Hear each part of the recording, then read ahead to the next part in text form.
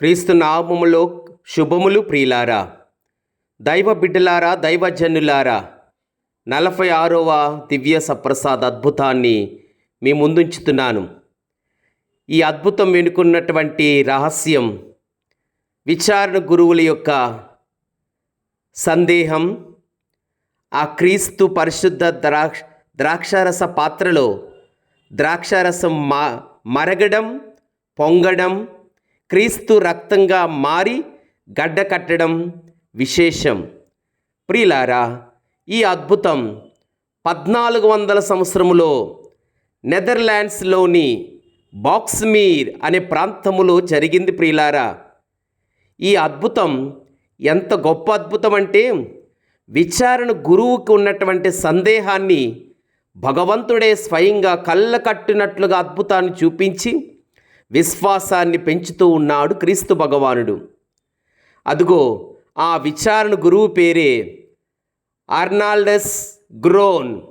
ఈ విచారణ గురువు పూజ సమర్పిస్తున్నారు, కానీ అందులో ప్రభు రక్తం ఉందా, అందులో ప్రభు దేహం ఉన్నదా సందేహం. ప్రియులారా, ఆ సందేహమే చూడండి ఈరోజు పూజ చేస్తున్నటువంటి ఆయన ఇంకా ఎంత అపనమ్మకము, ఇది ప్రభు దేహమేనా, ఇది క్రీస్తు రక్తమేనా అనే సందేహంతో దివ్య పూజా బలి సమర్పిస్తుండగా మధ్య పూజలో ఆయన దివ్య శరీర రక్త మాంసాలుగా మారినటువంటి ఆ దివ్య సప్రసాదము రక్తము ఆ పాత్రని పైకెత్తి దించేటప్పుడు ఆయన అద్భుతమిదముగా పాత్రలో ఉన్నటువంటి ద్రాక్షారసం క్రీస్తు రక్తంగా మారింది.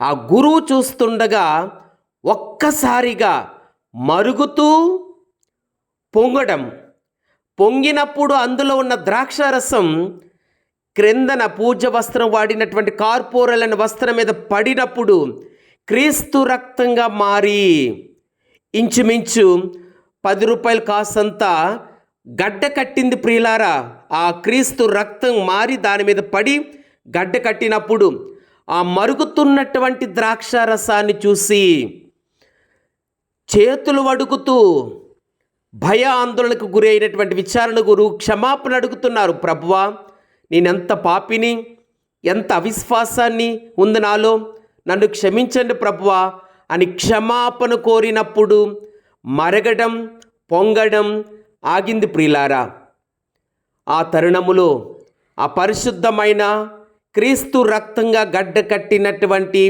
ఆ క్రీస్తు రక్తాన్ని జాగ్రత్తగా సెయింట్స్ పీటర్ అండ్ పాల్ చర్చిలో నెదర్లాండ్స్లో బాక్స్మీర్ అనే ప్రాంతములో భద్రపరిచారు. ప్రతి సంవత్సరం కూడా ఈనాటికి కూడా ప్రియులారా 1400 సంవత్సరం నుంచి కార్పుస్ క్రీస్తు అనగా క్రీస్తు శరీర రక్త మాంసాల పండుగ ఈ సంవత్సరం జూన్ 7వ తారీఖున జరగబోతున్నటువంటి రోజున కూడా అక్కడ పెద్ద ప్రదక్షిణ జరుగుతుంది.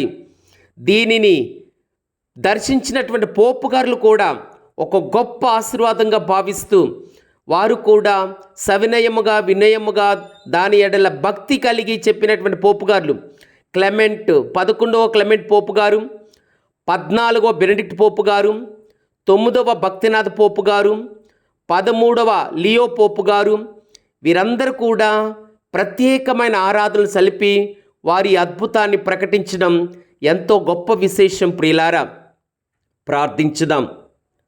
ఓ ప్రభువా, నీవు గొప్ప దేవుడివి, మహోన్నతుడివి. మా గురువులకున్న సందేహం మేము ఆ దివ్య పూజా బలి సమర్పించినప్పుడు ఏ విధముగా స్పందిస్తామో, ఏ విధముగా ఆలోచిస్తామో, నీ పరిశుద్ధమైన శరీరాన్ని పట్టుకుంటున్నాము, రక్తాన్ని పైకెత్తుతున్నాము.